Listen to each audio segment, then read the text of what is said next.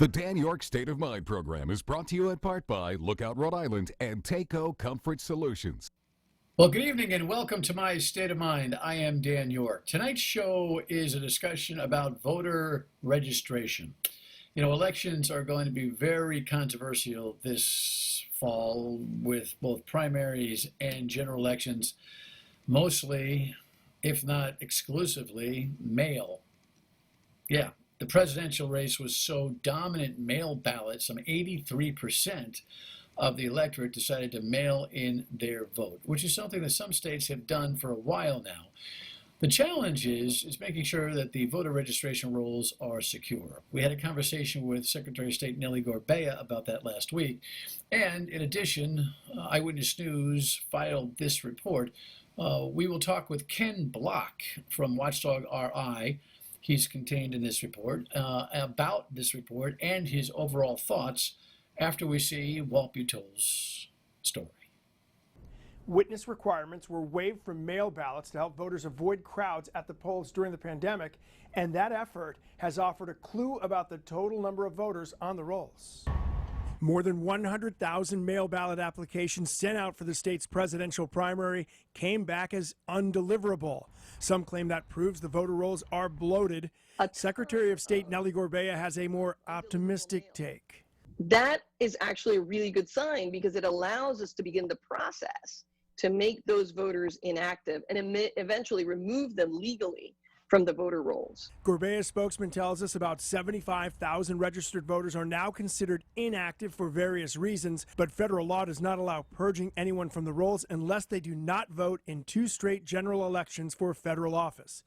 Former gubernatorial candidate Ken Block, a frequent critic of the state's election system, conducted a survey of the voter rolls through his nonprofit Watchdog RI. He claims the data shows Gorbea is one of several Rhode Island secretaries of state who have not done enough to clean up the rolls. There are hundreds of thousands of other ineligible voters who have moved out and haven't been able to vote in Rhode Island for, in some cases, decades. According to Block, 2,000 dead people were on the rolls, and he claims the ballot belonging to one of them was cast in 2018.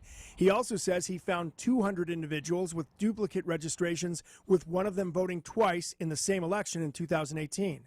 Gorbea's spokesman tells us the office is examining the list of voters with dual registrations and the case involving the person who Block claims voted twice. Gorbea says her office has now taken 1,500 of the deceased voters Block found off the rolls. But Block and others tell us they remain concerned, especially with the high percentage of mail ballots expected in the upcoming elections. When you don't have clean rolls and you also remove all of the safeguards that you have in place, you're opening up more avenues where somebody can take advantage. The voter list in and of itself is not the only security to our elections. Our elections are also secured by a number of local and state election officials. Gorbea emphasizes there have been no convictions for voter fraud in Rhode Island for decades. With the Target 12 investigators, Walt Butow, Eyewitness News. And so we continue with the conversation about voter registration. And as you can see, Ken Block is on the television, meaning he's Zooming with me. Zoom through Dan Yorke State of Mind. Ken, good to see you. Before we get into Walt's report and reflections on what the Secretary of State had to say, you're in private business. You're a big IT guru. How are things? Yeah, they're okay for us right now. It was pretty dicey as things were shut down for a while. Most of my customers came out of it okay. I'm fearful if and when the virus really comes back again and forces more shutdowns, I think we're going to see a lot of interruptions that I think we were lucky to escape last time. So I'm a little worried about what's coming down the line in the fall. Yeah, your business super serves big entities like companies and state governments, correct? We work with state governments. We work with some very large private businesses, and everyone's feeling the pinch. And the private businesses in particular that we work with, I think they escaped really awful consequences by the skin of their teeth this last time. So this, if there's a next time, all bets are off. I'm not counting on anything. All right. So your business and your acumen extends to, I think a bunch of different fronts. But I mean, you're a data guy. You're Yes. you've volunteered a lot of data intel to the state of Rhode Island over the course of time. Your two gubernatorial runs were data driven in a lot of ways. Um, so you've been looking at this voter registration data. Let's talk about it. Walt covered the essence of the conversation.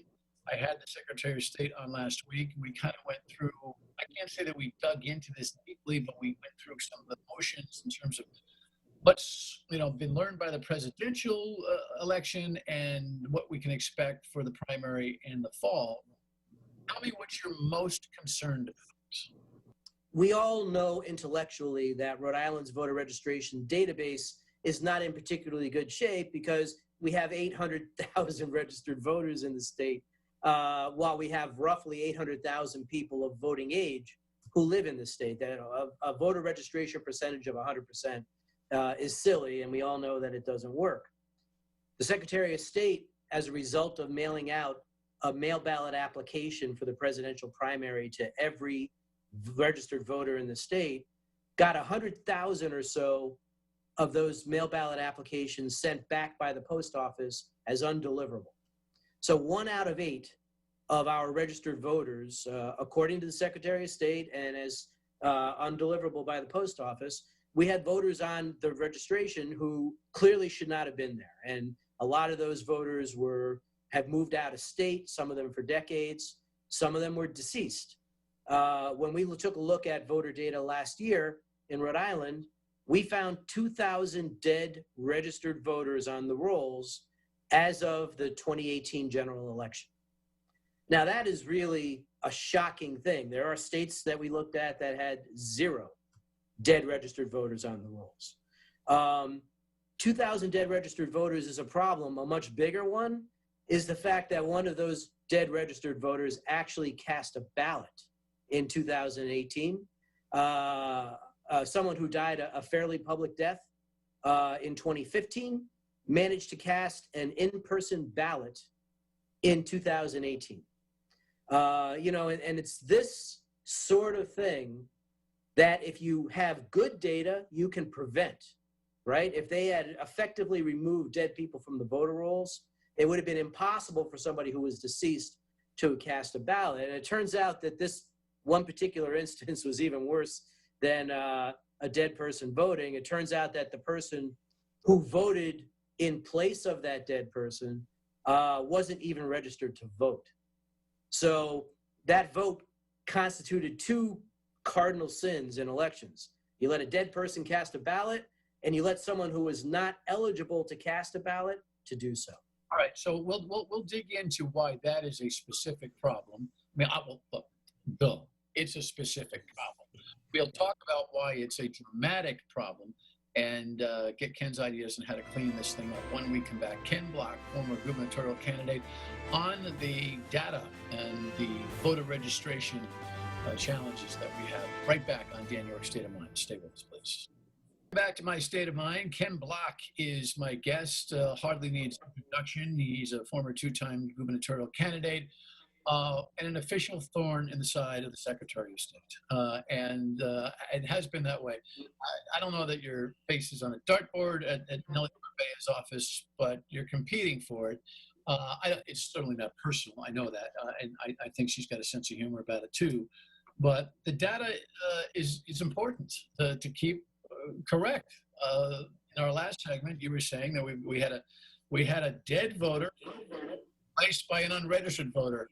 In other words, the impersonation was it. By the way, do we know, without naming names, do we know the case and do we know why that happened? And how was that uncovered? Well, it was uncovered because we saw it in the data. We found 2,000 dead voters. We then looked to see if any of them managed to cast a ballot. One of them did. Some research was done, I think, on the either by the Board of Elections or the Secretary of State, and they determined that the dead voter's son came into the voting place and cast the ballot. The son was not registered to vote, and his voter identification could never have matched up with the information that was in the voter registration database. So it was just sort of a complete fiasco of all kinds of things that should not have gone wrong that went wrong with that vote. Is there ever a formal process to nullify that vote? Sorry, you broke up? Is there ever a process to nullify that vote? Not so far after the fact, no. Why This is is one case so problematic? Well, it's even without a single case, when you have dead registered voters on your rolls, some of them for decades, you're leaving yourself open to exactly this sort of problem. The fact that the problem happened confirms how important it is that you remove and take care of your data. Look, 1 out of 8 registered voters on our rolls should not be on our rolls because they can't deliver the mail ballots to the addresses that are on the rolls. I believe strongly that there's another 1 out of 8 that should also not be on the rolls, right? So 25% of the voters on our voter registration rolls are very likely ineligible to vote because they're either dead or they moved away sometimes decades in the past. And the data backs that up. So when we took a look at voters who were registered to vote just prior to the 2012 election, there are 179,000 of those voters have not cast a ballot in 2012 or in any future election from 2012. So we have 179,000 dormant voters who registered to vote prior to the 2012 election. When we roll in voters who registered to vote just before the 2014 election, we end up with another 37,000 dormant voters who didn't vote in 2014 or in any future election from 2014. So that's way over 200,000 registered voters who are not actively voting in any way, shape, or form. They very likely moved away. What happens is, in any given year, somewhere between 8 and 12% of the population moves in the United States. And when voters are moving out of Rhode Island, which we know they do with some regularity, the state, for some reason, is failing to catch that transition, and they're leaving the voter registration pending. I view this as one of the bigger obstacles we have to conducting a safe, all-mail ballot election. And I'll also tell you, Dan, that there are other states that do a far, far, far better job at maintaining their data and not leaving these kinds of bombs sitting in the data like we have here. Well, the Secretary of State would say, guilty, but it's a good guilty because through this mail ballot process, we are finding undeliverable mail ballot applications. And because we've got processes to make sure people are who they are on a mail basis, signatures, even though there is a waiver of witnesses and the validation, help me, the notary part of this whole thing. In this last go around, anyway, in the presidential race, she would say that their process to catch this, that this bad data is a good bad break that enables them to whittle this thing down. Your response to that is? Well, first of all, you know, we typically don't conduct our elections just via mail ballot. Number two, while we found 100,000 voters worth of bloat in our voter registrations, I just told you that we're very likely missing another 100,000 voters worth of bloat on top of that. So, you know, we have some systemic data-based problems in our voting system that leave us really open to all manner of things that none of us want to see happen. So the signatures, by the way, I know that there are boards of canvassers, members of the boards of canvassers, who've never been trained to analyze a signature. So when the secretary says, don't worry, we're evaluating all the signatures, there are people who are tasked with doing some of those signature validations who've had minimal to no training in actually doing that sort of thing. So, look, I'm not saying that mail ballot elections are bad. Some states do it. Oregon does it. Colorado does it. They've done all mail ballot elections now for a couple of cycles. What I'm saying is that we, Rhode Island, aren't ready to get there because of the state of our data. And I'm going to give you another quick example of how our data makes us really unready for this. I asked in social media for people to send me examples of mail ballot applications they got in the mail that were not for them and they were for people they never heard of. And I got about 150 examples of, well, I got this for my son. He moved away 20 years ago. I got this for my husband. He died a decade ago. Someone sent me 2 mail ballot applications addressed to the same woman at the same address, which I thought was stunning. How did that happen? So we took a look at it and we discovered that this woman had 2 voter registrations, 2 different voter registrations for the same person living at the same address. So now we said, well, geez, are there any others like that? Well, yeah, there were. There were 200 voters in Rhode Island with duplicate voter registrations at the same address. Guess what? One of those 200 voted twice in the 2018 general election. They voted once in person and once by mail. So duplicate voter registrations is one of the most basic things that you should not have going on in your voter registration database. And if it does happen, and we know that data problems can happen, the people who are responsible for maintaining voter data, in Rhode Island's case is the Secretary of State's office, they need to be looking for and removing these duplicates. And that wasn't happening because the 200 duplicate registrations that we identified, and by the way, that we sent to the Secretary of State's office, they've been there for a year and a half, 2 years, some of them. So they're not finding them and they're not removing them, which is just further proof that they're not maintaining the data. Okay, so when we come back, we'll ask a very simple and obvious question. What should we do?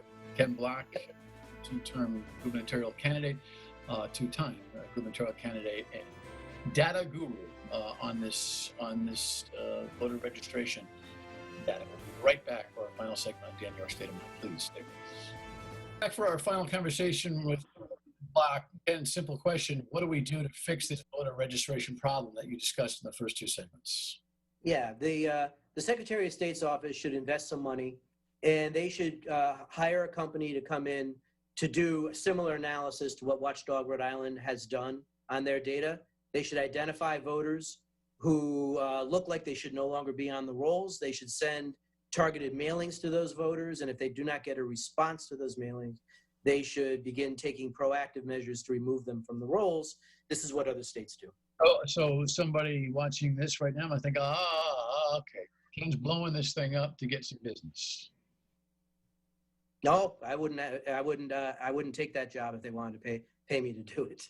Because it's too difficult, or just a conflict of interest? No, it's just too much. I don't think I would ever want to do a specific job for the state of Rhode Island.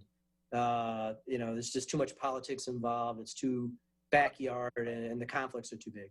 Right. Well, that's important to know. All right. Well, let's see where this whole thing goes. The Watchdog RI is the website, and Ken's on this as he is on so many issues. Remember, there's a reason why we've had some significant changes for the good when it comes to the election process, and much of it's due to Ken's work.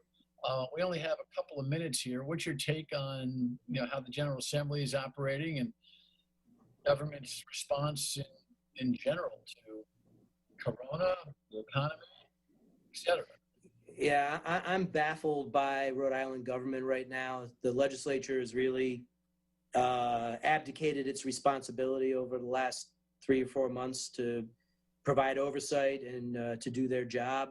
Now they're ramming home all kinds of legislation at the last minute, like they love to do, and I hate. The bottom line here is we have some serious budget problems, gigantic budget problems. We have some real dysfunction in our government.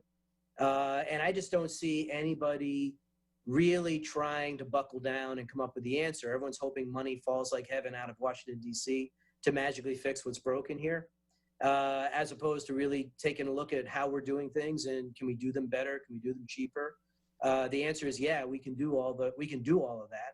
but nobody wants to rock that boat, which I think is shameful.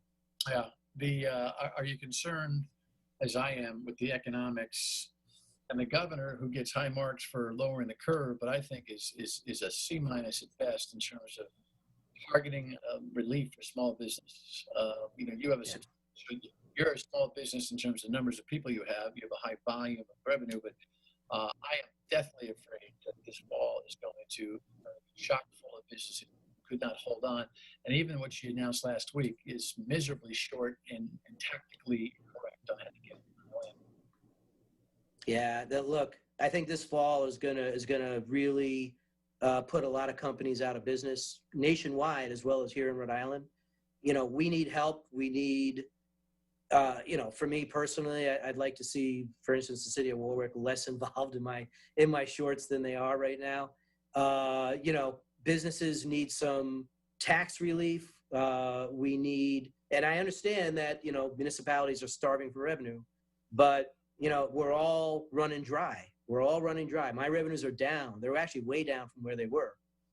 Thank you, virus. And, but we're still going, which is great. There are other companies that are out or close to being out. Everyone's under tremendous stress. And I just don't see anybody anywhere within government trying to relieve that stress by reducing what we spend on government. And if we don't do that, I don't know how we collectively come out of this on the other end with anything even resembling what was normal before. That's an interesting take. I'm more concerned. I mean, I'm not less concerned about your concerns. I'm more concerned about immediate stimulus direction and use of COVID money from the federal government. But that's a conversation for another day. We shall keep on this voter registration matter. We always thank Ken for his perspective. Keep the heat on, Ken. Appreciate it. Thanks, Dan. All right. We'll be right back for a final word on Dan Yorke's statement. One can agree that having an abundant amount of irregular or not correct voter names on the registration is problematic enough. And I think Ken's idea that the Secretary of State purge this with an infusion of data intellect, and investigation seems like a really good idea. But it's COVID time, and a lot of things get lost. We'll see you tomorrow night on My State of Mind and on the radio, weekdays 3 to 6 on WPRO. Thank you and good night.